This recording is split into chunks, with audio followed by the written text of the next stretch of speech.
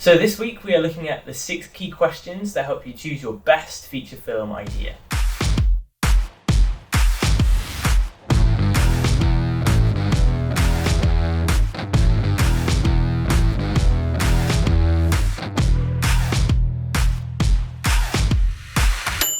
Welcome to Feature Film in a Year, breaking down the process and busting the myths of making a movie.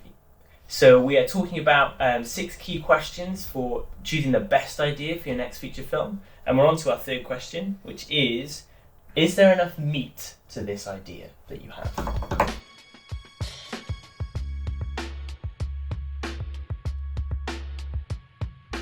You've got short films, you've got feature films, you've got TV series, and I think what we mean with the question, is there enough meat, is there more than is needed for a short film, but less than is needed for a full-blown TV series? Okay. Has That's really interesting. the story got legs? Has it got places that it can go? Yeah, so like the amount of time you've literally got on screen can literally dictate how complex or how simple your idea needs to be. In terms of what you want to explore within the film, because you can do something a very small sort of period of time or something, but is there enough of the idea to explore what you want to do?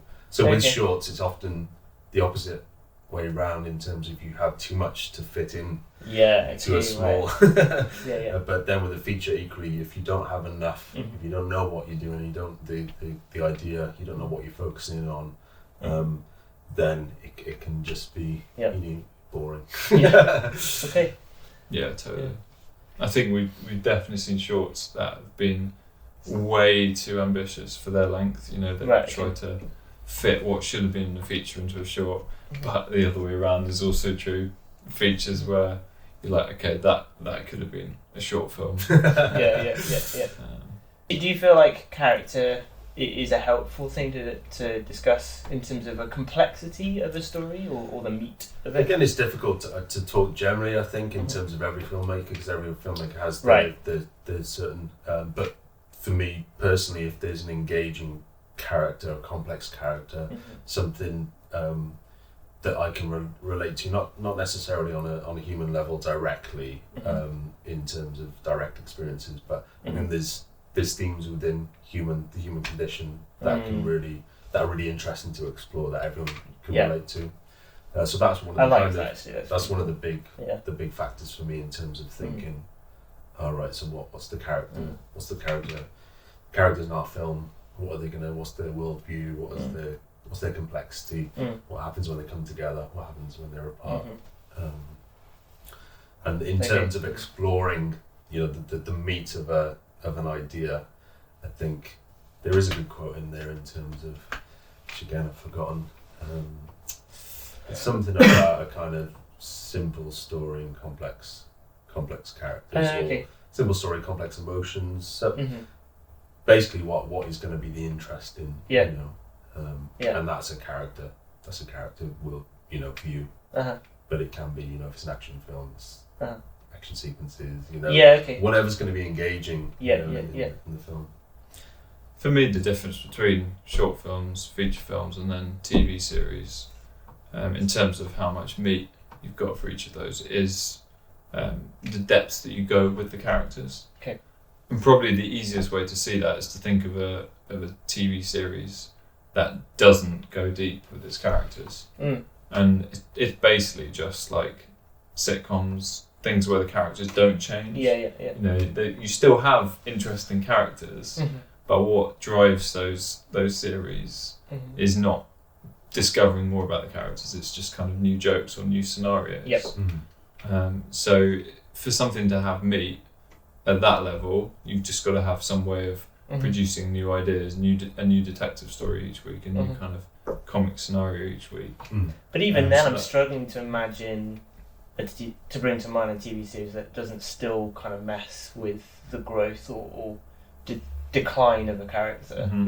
There's always still some kind of like romantic relationship like growing or bubbling under the surface, or some kind of problem that one character needs to be resolving. Like I can picture that in my head. And I think that's one way TV has actually massively changed over the years. Because I think there's less and less of those shows that are just kind of plot generator shows. Yeah. You know, X-Files used to have its kind of Monster of the Week episodes, which would always be frustrating for me, because the episodes I loved were the ones that tied into the grand narrative. Yeah, okay. Where We love it was a grand actually narrative, going somewhere. I know what I saw. I mean, if anything, the Marvel Cinematic Universe has proven that to be true. That we love these grandiose story arcs that just go on and on and on. Yeah. Have these twists and turns you're constantly interested in that growth, in that change. Yeah. And it just came to mind the Bond films in the kind of maybe when Daniel Craig came on board, or maybe a little bit before that. I can't really remember, but they seem to adapt the writing in terms of getting away from that one-dimensional or two-dimensional. However, you know, the thing of just killing people and women.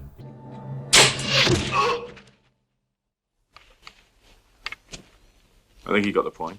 You know, going down to exploring the character a bit more, because that just wasn't, you know, maybe the things were changing, you know, back then, but going into the humanity of the character, showing a deeper journey, and again that more human side, I think, in terms of not just a stereotype or a cliche, but you know, the chinks in the armor, you know.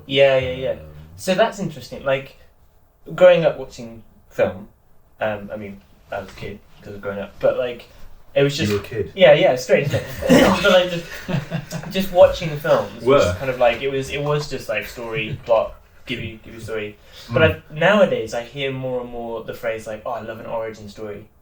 You get more of those origin stories, you know, like we get a Wolverine like origin film or whatever. I feel like, you know, in the Batman ones, it was so amazing to go deeper into those characters as opposed to just surface level get plot out. You know, start, middle, end. I find that quite unique and quite interesting. Like we really love the character almost sometimes more than the story. Yeah, and it's often the kind of the complexity or the paradoxes within characters, I think, which are really interesting to you know, the humanity. So you have with the superhero characters, going back to the origins, seeing how they were formed. Yeah, how they were formed. Great. Or just the way they're going now in terms of even with the Joker film that's come out, in terms of it's a new kind of way of seeing the character. It's an origin story. Or like Wicked, that kind of new way of looking at an old story of the Wizard of Oz, but you suddenly get this backstory to the Elphabos character. Yeah. And like, actually that's really interesting. Maleficent was another one. We get this whole new understanding of this witch character who's maybe less villain and more hurting. Like kind of, it's really interesting complexity. Cool. Part of that, I think, is just a reflection of how like the movie making industry has sort of matured in a way. You know, in the early days, a lot of it was like learning the kind of the technical building blocks of storytelling on screen. And the different kind of narrative devices, different conventions, things like flashbacks, people coming up with those ideas. Just ways of telling a story differently than if you were writing it on a book. Whereas it feels now that filmmaking and TV is just a lot more focused on, like you say, character and just giving the audience a real immersion into someone's world and someone's life and someone's struggles and the ups and downs, rather than it just being kind of cardboard cutout villains versus cardboard cutout good guys, you know. So it makes me think, actually, because I love these kind of conversations, because I'm like thinking of all the films, like, oh yeah, I love that film because of that. So in the comments, just tell us who's like your favourite character. That's, I don't know, it could be because they've had this crazy growth or this amazing journey, or they're just like a really gnarly character. Like, just hit us up and we'd love to see your favourite characters. It'd be great. Do you guys have any favourite characters that come to mind? I think the one that springs to mind is Walter White from Breaking Bad. In terms of, talking about like a real journey from one to the extreme, and the clarity in which that was done across the full the that ate people up, that show. Like, seriously. And again, that is that kind of, you thought he was one person, then he gradually changed from different, and you could see yourself in maybe imagining the scenario. But yeah, that's one that springs to mind for me. I was thinking, when I was thinking about what we do for the main character thing, Gollum is the person who I think is just a really fascinating character, because he's so like visibly two sides of him in it. I think that's a really intriguing, and how that was executed in the film. So well done. Yeah. And obviously at the time it was like quite a new thing to see a physically different looking character behaving in such a kind of like realistic way that you just didn't forgot. question it. And one of the films starts off with the origin, kind of a little bit of an It origin. does, the second film, I think. As well. Yeah. Sweetheart, losing his nerve. No, not. Could you give us some examples of what we're talking about? So kind of that making sure there's enough complexity in your film, your film idea. So I think there's a film called All Is Lost, which springs to mind, which is a very simple scenario. It's a guy on a boat that runs into some trouble, and then it's how he tries to deal with that. So on the kind of surface, if you said about it, you'd think, oh, that's what is good, you know?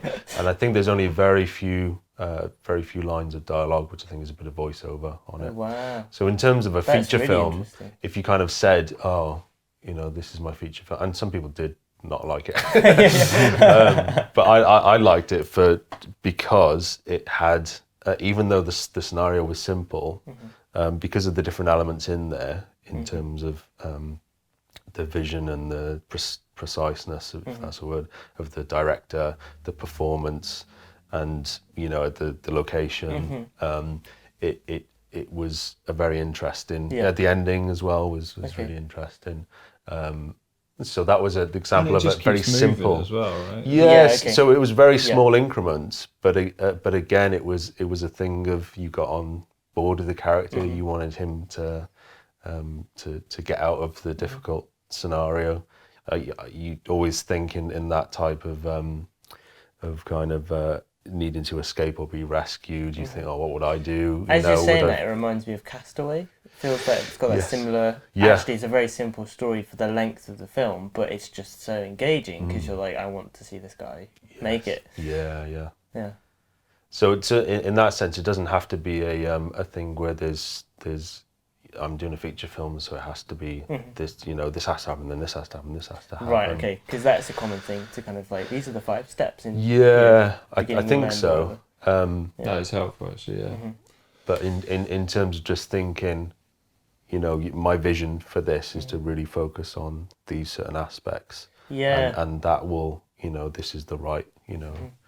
Because it is about looking at the thing you want to achieve, or the story or the idea that you want to do, and like stretching out over those really key increments. Because like, I feel like we need to apply this concept. You know, it could be a rom-com. It could be just like a straight up romantic film. It could be an action film. You know, where there maybe isn't that much character development, but the action scenes are really defining moments for you know, victory or failure or whatever. Like whatever spark or seed you have, it's got to kind of have its growth and its increments. Yeah. So are there any other examples? Maybe in a different genre? I was kind of thinking as an opposite example. Oh, fine. Come on, then. But A film that we both seen fairly recently, I think, like Downsizing. As an example of a film where the concept itself is great. Like the idea that people can get kind of shrunk down as a way of sort of saving the planet in the future. And to me, like when I'd seen the trailer and stuff, oh, that's a brilliant concept. Loads of meat to that. But I almost think the film struggles for the opposite reason, in that there's so much potential in that idea. And the film kind of goes to and explores one side of it, and then goes and explores another bit of the potential. Interesting. And in the end, to me, it didn't kind of completely work. It just didn't quite hold together. And maybe that brings us on to the next question. But it's that idea that sometimes you can have too much meat. Yeah. And having the focus to be able to say, Yes. okay, what is it that This is is what the I'm real really, kind of core of the story? yeah, which is difficult to do. You know, it's not an easy thing, and it's easy to have, and then this happened, then this happened, then this happened. Yes, yeah. But actually, then, as Andy was saying, you can take people to a place where they're not exactly sure, you know, what's going on, really. Cool. I think that segues pretty nicely into the next question. But before we do, how has this question really helped you guys decide on your idea? Yeah, so we got this idea of the seed of the idea inspired by this Japanese soldier who waited 30 years after the war had ended to surrender, even though there were lots of reasons why he could have surrendered beforehand. And for me, what kind of makes me think, okay, there's some mileage here, there's some meat in this idea. It is kind of peeling away the layers of a character like that, someone who's so committed to their duty that they go way beyond the call of duty in terms of just staying at their station for year after year after year, and yet also trying to imagine what it would be like for that guy and whether he would have doubted his situation and what it was that kept him kind of staying there and kind of doing his duty. I think there's definitely a sort of fascination coming from a very different culture. He was a Japanese soldier where there's a real culture of kind of shame and honour. So there's a real kind of internal complexity going on there that you kind of would be great to kind of stretch out and kind of really explore. Yeah, definitely. And I think, you know, whatever the scenario is, if you take a character like that and put him in a scenario, I just think it'd be fascinating to see how they would react to certain things. You know, what it would take to get them to surrender in the end, or whatever it is in the story. Okay, so great. That was a really cool discussion. Basically, meat or complexity can be pulled out in a number of ways. Character is probably a top hitter for that, but there's other ways too. It would be interesting to hear what you guys think about complexity, about meat. Maybe pop us a little comment down below. What's a good example that you've seen that you really love, like how they delved into that, how it stretched out across those 90 or 100 minutes. Just give us a little hit up. And also, please hit the subscribe button. It really helps us. It helps you see our next load of content, which is about to come now. Thanks.